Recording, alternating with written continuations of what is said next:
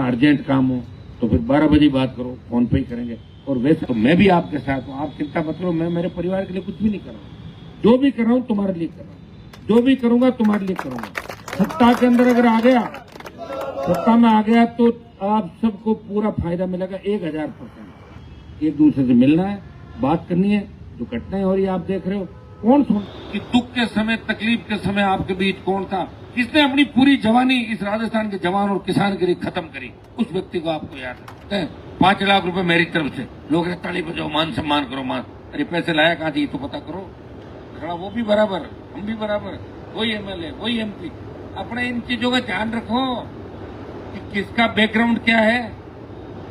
अभी जो मैं लड़ रहा हूँ ना, मेरी उम्र क्या हुई, 50-51 साल उम्र हुई है।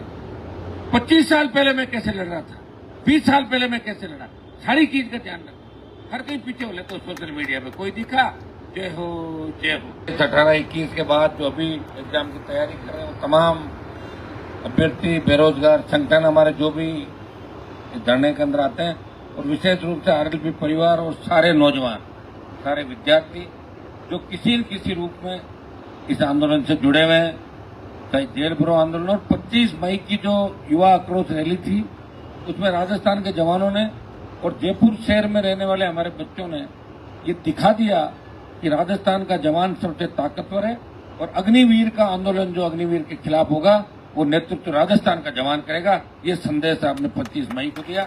और इस संदेश के बाद आपने देखा होगा कि कितना राजनीतिक उलटफेर हो गया।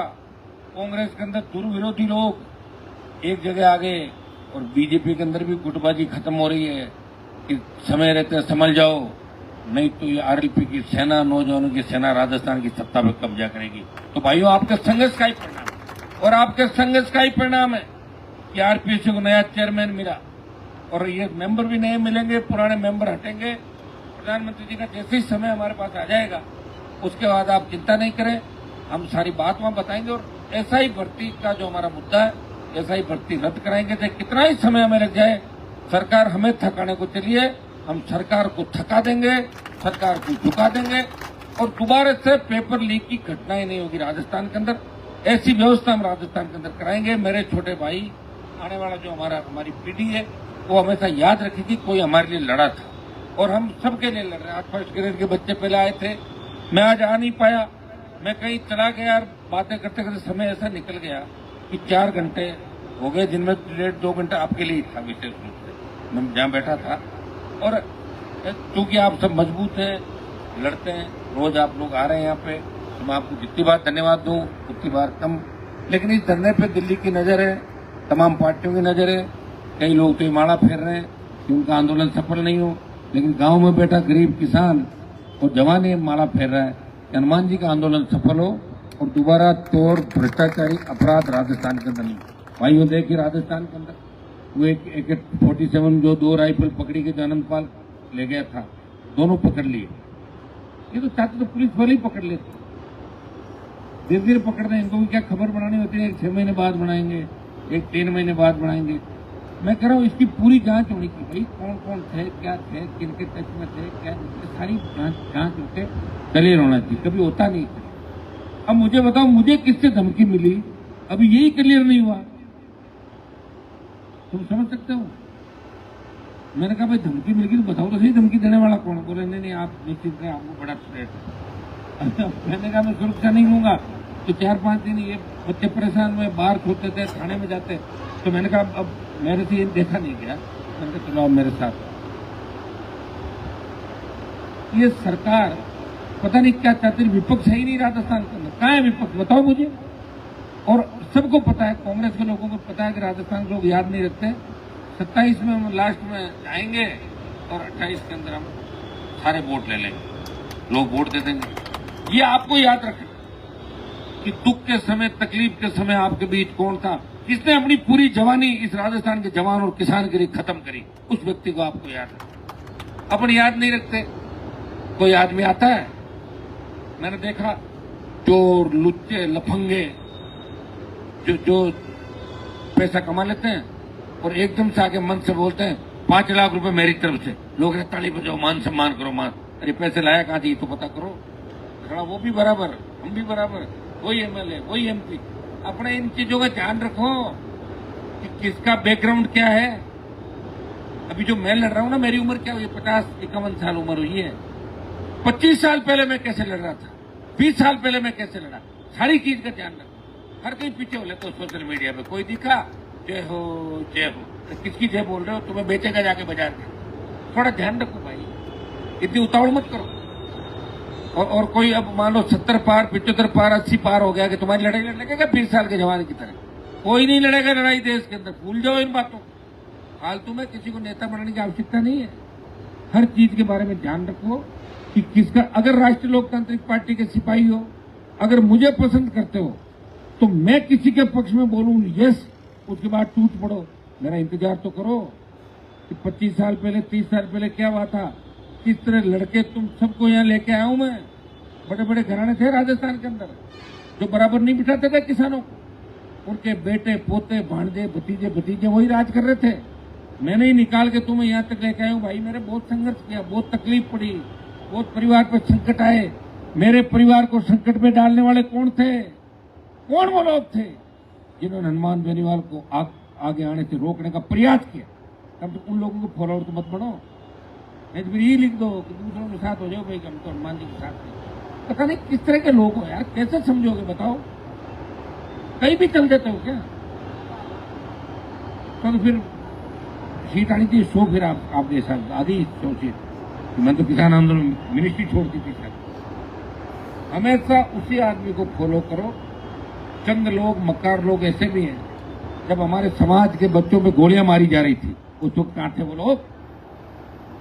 2003 से लेके 2025 के बीच मर गए थे क्या, तो अचानक से प्रकट होकर आ रहा है आपके बीच। ध्यान रखो सारी बातें। कौन समझाएगा तुम लोगों को बताओ। अब तुम्हें तो पता नहीं 3 में क्या था, तुम तो ज्यादातर तो 20, 25, 22 साल के हो। तुम्हें क्या पता 1998 में क्या हुआ था, पता है क्या किसी को? 1995, 96 में क्या हुआ, हमें हर चीज का पता है। और यही तो लड़ाई लड़ रहे हैं।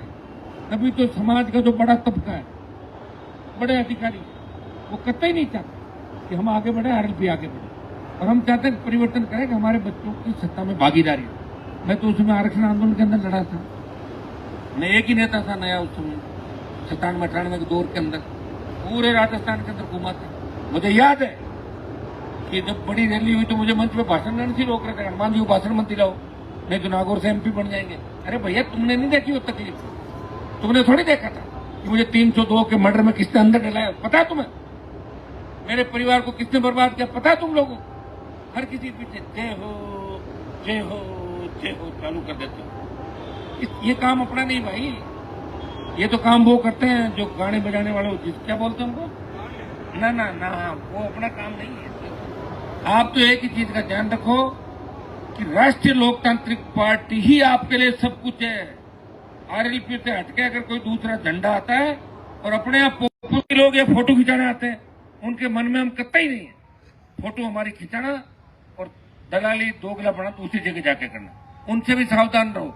कौन मेहनत कर रहा है, कौन, मुझे बताओ कि मैं अगर राष्ट्रीय लोकतांत्रिक पार्टी नहीं बनाता तुम किसके झंडे के नीचे बैठते? कांग्रेस के, बीजेपी के एक झंडा था, कोमरेड, वो तो अब लंबे चले नहीं चले कि घर बैठ के सारे सारे, वो भी अब आरएलपी के अलायंस से जिंदा हो गए सीकर के अंदर। लेकिन आपको हर व्यक्ति को ये ध्यान रखना है, कोई भी पोस्ट करो, कोई भी चीज करो, आप ये देखो कि अचानक कोई व्यक्ति अगर लूट के पैसे लाके और कोई अच्छे काम में लगा दे, पैसा तो लूट का एक नहीं है, ये ध्यान रखो। वो हमारे बराबर कमी नहीं होती। हर किसी गुणगान मत करो, कोई नहीं मानेगा तो फिर तुम्हारी भी वही हो जाएगी जो दूसरी सेना लड़ रही है ना, दूसरी वाली, ऐसे ही मानेंगे लोग। सीरियस नहीं लेंगे भाई, सीरियस जब ही रहेंगे जब समझ के साथ आगे बढ़ेंगे। और कम से कम जो आरएलपी को फॉलो कर रहे हो, तुम्हें तो पता होना चाहिए कि तुम्हारा नेता किनकी वजह से तकलीफ के अंदर पड़ा और क्यों तुम्हें आगे लाने का प्रयास उसने किया। ये तो हर व्यक्ति को पता, कर ये चीज पता नहीं है तो फिर तुम टाइम ही खराब करो, मेरा भी करो, खुद का भी करो, क्योंकि तुम तो बदल जाओगे। फिर कोई आके और 27 के अंदर कुछ बड़ा काम कर देगा तो उसके पीछे जय जयकार चालू कर दो, मुझे मेरी छोड़ दोगे तुम लोग। क्या चाहिए तुम्हें बताओ भाई, तुम लोग क्या कौन सा संघर्ष करते हो बताओ मुझे, कौन सा? आप ये बताओ किसान कौम पे, हमारी कौम पे जब भी संकट आया, जब भी हार्डकोर अपराधियों ने हमारे बच्चों को निशाना बनाया, वो मर गए थे क्या? वो लोग कहां गए थे? हमारे समाज के उन लोगों से पूछने थे तो मर गए थे क्या आप लोग? आए तो नहीं उनको न्याय दिलाने? छुप गए थे घरों के अंदर। अब बड़े बड़े भाषण देके और कुछ इधर उधर का लूट खसोट का, कब्जे का कुछ करके तुम ये कह रहे हो हम बड़े दानवीर वो हो गए, तो कभी नहीं हो सकते। ध्यान रखना इस बात का विशेष, आपको ध्यान रहना चाहिए। नई पीढ़ी के बच्चे तुम्हें जो पता ही नहीं होगा, जब तुम्हें तुम्हारा इतिहास ही पता नहीं है तो मेरे भाइयों फिर आगे नहीं बढ़ सकते। अपन महाराजा सूरजमल की बात करते हैं, दूसरों की बात करते हैं। आज मैं बड़ी बड़ी बातें कर रहा हूं और मैं सत्ता के अंदर आ जाऊं और फिर तुम्हारा कोई काम नहीं करूं तो फिर सोच लो कि हनुमान जी के रास्ते पे चलना ही नहीं। मैं उन लोगों के बारे में कहना चाहता हूं जिन लोगों ने, जब खींवसर के अंदर मूर्तियां लगी थी गढ़ के आगे, 2 बड़ी मूर्तियां, जिन्होंने हमारा शोषण किया, तब उन लोगों ने माला पहना के उनको प्रणाम किया था। ऐसे लोगों का ध्यान रखना हमेशा जीवन के अंदर। हो सकता है 20 साल बाद भेष बदल के आ रहे हो आप, तो भेष बदल के आएगा तो क्या दुश्मन का ध्यान रखोगे कि नहीं रखोगे? वो रखना है, बात खत्म। इतना ही ध्यान रखना भाई। हर किसी को जय हो चल दे तो बिना बात मत चलो। जिनको समय रहते, जिनके पास समय था, उस समय भी अपना भला नहीं किया, वो अब इस दहलीज पर, इस उम्र में आपका कभी भला नहीं कर सकते। इस बात को दिमाग से निकालना अच्छी तरीके से, क्योंकि मैं तो सबको देख चुका हूं मेरे भाई। हमारे लोगों का जब खून बहता था, जब कोई नहीं जाता था, जब लोग मुझे कहते थे हनुमान जी इस आंदोलन से आप पीछे हट जाओ, आपकी जान चली जाएगी। मरना तो एक दिन ही है सबको, सड़कों में जान लेने वाले देख रहे हैं उनको भी। तो मेरी जान तो नहीं कि ऐसे ही लड़ रहा। और मैंने तो वो ओरिजिनल लड़ाई लड़ी भाई, जो लड़ाई शायद किसी ने लड़ी नहीं।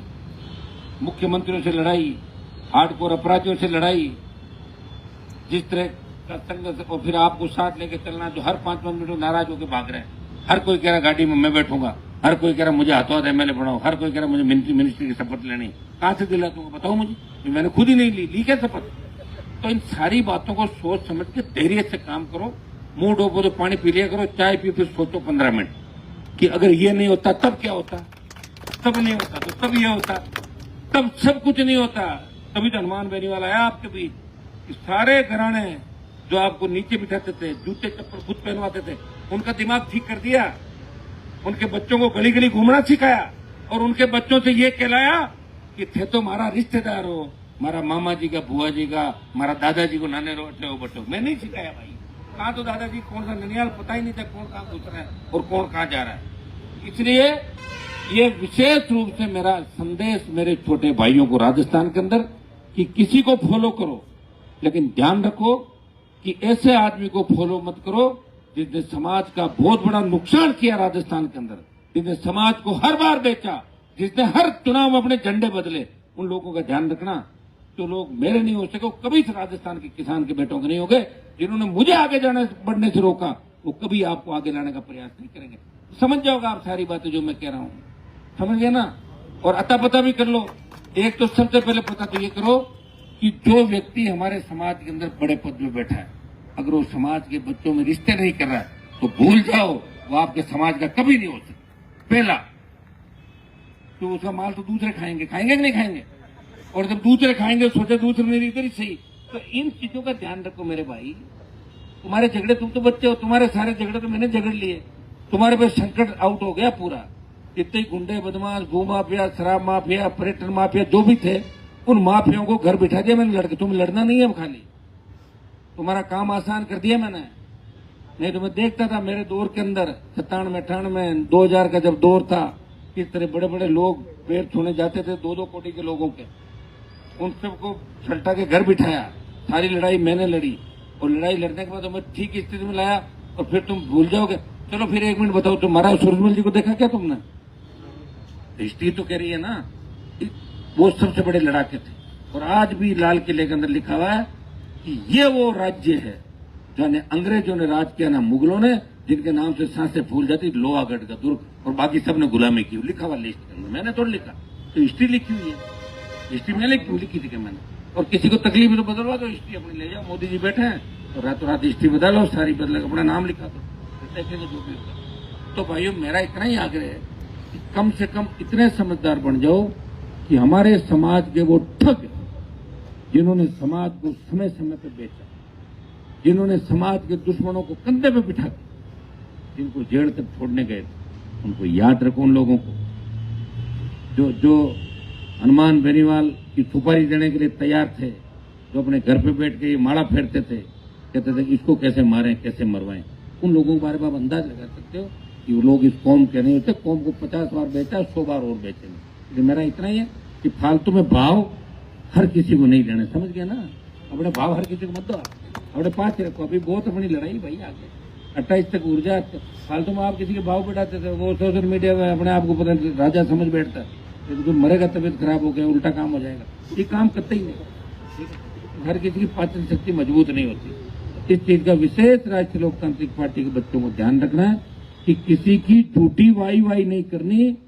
और जो गिरोह जहां से बन रहा है, उस गिरोह की उत्पत्ति कहां से हुई, वो गिरोह किसके कांटेक्ट में है, उसका मकसद क्या है, इन बातों का ध्यान आपको रखना। तो फिर चले जाओगे 28 के बाद कोई 33 नहीं आएगा, भूल जाना। 28 के बाद मैं भी नहीं लड़ूंगा, सीधी बात है। 28 में मैं भी रास्ता देखूंगा एकदम तक। मैं इसलिए ये कह रहा हूँ कि आप लोग सोशल मीडिया पे हर किसी के पीछे हो लेते, हर किसी के पीछे होने की आपको कतई आवश्यकता।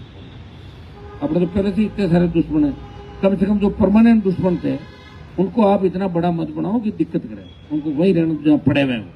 और अगर आपको 15-20 साल में कहीं दिखे संघर्ष करते हो तो लिख दो, मैं मना नहीं करूंगा, ठीक है। और नहीं दिखे भूल जाओ ना कौन क्या, तुम्हें क्या करना है पुरानी चीजों से, तुम्हें क्या करना है, छतरी किसने बनाई, ये मेल किसने बनाया, तुमने तो नहीं बनाए, क्यों याद कर रहे हो उनको। और उनके पीछे की सियासत क्या है, कहां से बनाए, कहां से लाए, साइकिल से खरपति कैसे, उसका भी ध्यान रखना है तो।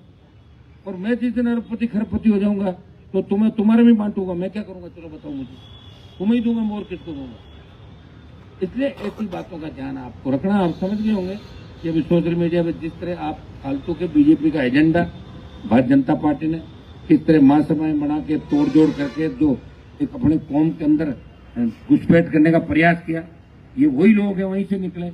एजेंडा इनका, जिनकी पार्टी जहाँ होती है 4 लोगों से मिलकर धंधा करते हैं, अपना काम करते हैं, सगुबा छोड़ देते हैं, ठेकेदार बनकर बैठ जाते हैं कि हमने समर्थन दिया और हम ये हैं वो हैं, फलाना ढिमका। मैंने तो देखा नहीं कोई कारीगरी करते हुए। 25 साल तो नेट मेरे को लड़ते हो गए जयपुर के अंदर, 25 साल हो गए नेट, 25 या 4-5 साल वो भी जोड़ के यूनिवर्सिटी में लड़ता था। जो काम हमने किया, एक तो भाषण देके और खुद का काम करना, लोगों को झूठे मुकदमे में फंसा देना और खुद आगे होके निकल जाना, एक तो नेता होता वो। और एक नेता वो होता है जो खुद की जिंदगी खराब करके अपने कौम के बच्चों को रास्ता दिखाता है। वो इतनी चिंता करता है कि उसका एक पैसा भी फोटोकॉपी का भी नहीं लगे, कागज भी लिख दूंगा, लेके आजा, चल ये काम ये हो। ये आप सोच लो का, ये मेरा विशेष रूप से आपको कहना, अगर आप चाहते हो कि 28 बार राष्ट्रीय लोकतांत्रिक पार्टी सत्ता के अंदर आए, भूल से भी उन मक्कारों को, उन गद्दारों को याद रखना कि कौन कौन हमारे बाधक बने थे। इस चीज का विशेष रूप से हमेशा ध्यान रखना। हाँ, हमारे मंच में कोई बैठ जाता है और आप सब कहते हो और हम उसको ज्वाइन करा देते हैं तो सारे पाप धुल जाते हैं। धुलते हैं नहीं धुलते हैं। जैसे बीजेपी पार्टी क्या करती है, किसी को करती है और फिर ज्वाइन कराती है ड्राई क्लीनिंग मशीन की। हाँ, ड्राई क्लीनिंग करके कोई अगर आ जाए और हम कहते भाई इसको ड्राई क्लीनिंग करके ले आओ, हमारे साथ बिठा दो, फिर मत करना। फिर आरएलपी का झंडा लेके घूमता रहेगा, तुम्हें क्या दिक्कत। राज तो आरएलपी का बनाना चाहते हो ना, या किसी ऐसे झंडा लेकर घूम रहा, 3 दिन नशा करके मिल गया तो वैसे तो बनेगा भी नहीं, 3 वोट भी नहीं आएंगे। तो फिर आरएलपी का राज अगर बनाना चाहते हो तो आरएलपी की विचारधारा ध्यान रखना। कई तरह के लोग आएंगे, कई तरह के लोग मेरे मंच पे बैठ के पॉपुलर होने की कोशिश करेंगे, मेरी हाँ में हाँ मिलाएंगे और मौका लगते ही बाहर कर। तुम ना समझो, तुम 10% उसके पीछे हो जाओ। होना नहीं, अभी कोई काम नहीं करना, एक ही सोचना कि 28 में राष्ट्रीय लोकतांत्रिक पार्टी के साथ रहना। और हनुमान जी थक गए होंगे अब लड़ते लड़ते, राज में लाएं और राज के मजे तुम्हें ही लेना है, मैं थोड़ा लूंगा मजे। राज के मजे तो बच्चे ही लेंगे, तुम्हें नौकरियां मिलेगी, तुम्हारे जब अच्छी नौकरियां मिलेगी तो अच्छी शादियां भी हो जाएगी तुम लोगों की, जो छोटे हैं अभी हो, जिनकी शादियां हो रखी उनकी नहीं, जिनकी नहीं हो रखी है। एक दिन मुझे कह रहा था क्या दोबारा हो जाएगी, मेरे में दिमाग खराब हो गया, जेल जाएगा और अच्छे काम भी सेट हो जाएंगे। तो सरकार से सब कुछ होता है कि नहीं होता है, सरकार ही सब कुछ होती है। तो एक बार सरकार का आनंद मिलकर हमें लेना है और हमें अपने आदमी को पहचानना, ये काम आपको करना। जिस दिन आपने अपने आदमी को पहचान लिया और जिस दिन आपने धैर्य रख लिया और जिस दिन आपने बैठना सीख लिया, मैंने एक चीज देखी कि 25 मई की आक्रोश रैली के अंदर आपने मेरे लिए 3 डोम और होते जब भरते, और आप उस गर्मी के अंदर तप रहे थे। सिर्फ मैंने रैली को इसलिए जल्दी खत्म किया, मैं तुम्हें इस स्थिति में देख नहीं सकता। मैंने कहा चलो अभी खत्म करो, बच्चों को घर जाने दो, सब आराम से लौटना। घर पे जब तक जाओ, मैं रात भर जगा रहा, 4 बजे तक 5 बजे तक सुबह, कि सब बच्चे घर पहुंचे कि नहीं पहुंचे। टोल पे परेशान, कहीं छोटी मोटी 1-2 जगह बात भी, एडजस्टमेंट कराया फोनों पर। मेरी जिम्मेदारी थी। और आपने 25 मई को साबित किया कि हनुमान बेनीवाल ने वास्तव में राजस्थान की धरती पर संघर्ष किया है, कि एक आह्वान पर लाखों लोग अपने हक और अधिकार के लिए आए। लगातार आप मेरे साथ हो, लेकिन साथ होके समझ के साथ कई बार परिस्थितियां ऐसी बनती है कि हर आदमी नहीं मिल पाता। हम बुलाते हैं 12 बजे, 4 बज जाते हैं, कोई दिक्कत नहीं। अगर अपना अर्जेंट काम हो तो फिर 12 बजे बात करो, फोन पे ही करेंगे। और वैसा काम हो आराम से बैठ कर 2 घंटे वेट कर लो। आपका नेता भी तो घूम ही रहा है सब जगह, तो घूम भी रहा है, चिंता भी कर रहा है, प्रयास भी कर रहा है। और मुझे पता किन परिस्थितियों में आप मेरे साथ हो। 1 रुपया मेरे से लेते नहीं आप लोग। गाड़ी में डीजल बराबर गया तो 5-7-10 हज़ार का डीजल भी जलता है। साथ हो तो मैं भी आपके साथ हूँ, आप चिंता मत करो। मैं मेरे परिवार के लिए कुछ भी नहीं कर रहा हूँ, जो भी कर रहा हूँ तुम्हारे लिए कर रहा हूँ, जो भी करूंगा तुम्हारे लिए करूंगा। सत्ता के अंदर अगर आ गया, सत्ता में आ गया तो आप सबको पूरा फायदा मिलेगा 1000%। लेकिन हमें ईमानदारी से इस राजस्थान के अंदर जिस तरह हम रखवाले की भूमिका के अंदर थे, जिस तरह हमारी कौम को लोग कहते थे कि ये रखवाले हैं, जिस गांव में जाट समाज के 15 घर होते थे तो उस जाति के लोग कहते थे चिंता करने की बात को नहीं, 15 जाटा का घर है, गांव की रोकाली जाट अपने आप करे। तो ये स्थिति जाटों की वापिस आ रही। जाट, गुजर, मीणा, यादव, एससी, मुस्लिम तमाम जातियां हमारे साथ आने को तैयार है। थोड़ा सा ठीक कर लो, आपस में बैठ जाओ, हो जाएगा। अरे यार, जवानों ने तो सरकारें बदली है, और जवानों ने ही क्रांति, जो अटल सत्तावन की क्रांति थी, जो नायक थे इस आजादी के आंदोलन के, वो सारे नौजवान थे। तुम्हें करना कुछ भी नहीं है, एक दूसरे से मिलना है, बात करनी है। जो घटनाएं हो रही है आप देख रहे हो, कौन सुन रहा है? आरएस के हमारे जो अभ्यर्थी वहां बैठे हैं बच्चे मेंस के, अब बताओ उनको भी। अरे मैंने कहा भाई हम आपकी आवाज वैसी उठा, हम ये नहीं कह रहे कि आप यहाँ और हम वहां आए। हम तो इसी से राज्य के बच्चों का एग्जाम पोस्टपोन होना चाहिए, सही है, न्याय के साथ। हमें 23 के काम हुआ नहीं पूरा, और 24 का भी एग्जाम थोप रहे हो। उनकी मांग करें, उन बच्चों की डेट बढ़ाओ। फर्स्ट ग्रेड वाले जो बच्चे हैं वह दिन में आए थे, कल फिर आएंगे, उनकी डेट भी सरकार को बढ़ानी चाहिए। भजनलाल जी को सारे काम करने चाहिए, क्योंकि मोदी जी से अगर हम मिल गए, या तो मिलेंगे नहीं, देखो सुनो, और अगर मिल गए तो भजनलाल जी फिर आपसे नहीं मिलेंगे, ध्यान रखना। ये फटाक से जैसे टाइम आए उससे पहले बातचीत करके बच्चों के सारे काम करो। ये हमारे काम नहीं, आपका ही काम है। आप ये क्यों तंग हो रहे हो? भजनलाल जी कह रहे हैं मेरे को धरने पे लोग गालियां देते हैं, कह रहे 5 बार रोटी खाएगी, नारे लगा दिए बच्चों ने। क्या तो राजनीति में तो गालियां ही मिलती है, मेरे को कितनी गालियां दी लोगों ने। आप ये दोनों काम कर दो, बच्चे भाषण देकर धन्यवाद दे देंगे कि भजनलाल जी को धन्यवाद कि ये काम किया। और नहीं करोगे तो फिर धन्यवाद नहीं, फिर तो गालियां और तेजी से पड़ेगी, ये भी ध्यान रखना। तो दोनों ही चीजें हैं। जो सरकार के अंदर होता है उसी के खिलाफ लोग बोलते हैं। जब आप पार्टी कार्यालय में काम करते थे भजनलाल जी, तब आपका कोई नाम भी नहीं जानता था, और अब जब आप सीएम हो तो आपको ही गाली देंगे, और किसको देंगे? जो मुख्यमंत्री है, जिसके हाथ में काम है, जो ये कह के सत्ता के अंदर आया कि मैं सत्ता में आते ये कर दूंगा, वो कर दूंगा, 9 की 13, 3 की 30, चाह रहे ना लोग कि करो आप, आपके हाथ में कलम है, फिर क्यों नहीं कर रहे हो? फिर क्या कनेक्शन है? किनसे मिल लिए आप लोग? किनसे आपके मंत्री मिल लिए? किनसे आईएएस मिल लिए?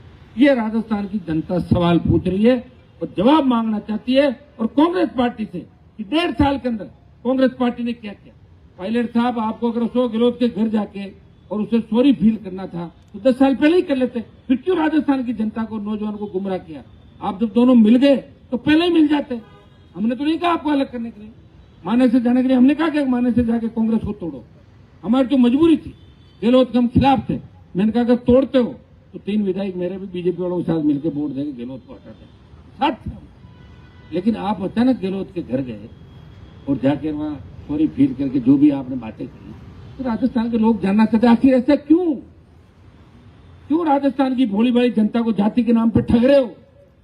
हम आपके खिलाफ बोलते हैं, गुजर हमारे खिलाफ लिखने लग जाते हैं। गुजर भूल जाते हैं कि हनुमान जी तो गुजर आरक्षण आंदोलन के समय भी हमारे साथ थे।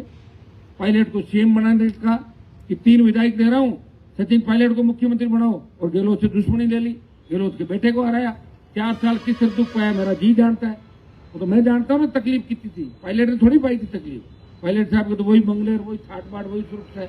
वो हमारे कांग्रेस के दूसरे नेता होंगे। हम ऐसे तो बन नहीं सकते कि दिन में बयान दें और रात को बातें करें। हम तो जिनके खिलाफ बयान देते हैं उनसे बात भी नहीं करते, और जिनसे बात करते हैं उनके खिलाफ गलत बयान नहीं देते, उनको सलाह देते हैं गलत काम मत करना, नहीं तो बयान दे देंगे। वो भी सोचते हैं रखना है तो सही काम करना होगा। कितना बड़ा दुर्भाग्य आप बताइए कि कांग्रेस बीजेपी से मिल गई पूरी पूरी, जनता की आंखों पे पट्टी बांध के और धूल चटवा रहे हैं आप लोगों। क्या राजस्थान का नौजवान अब भी नहीं समझेगा?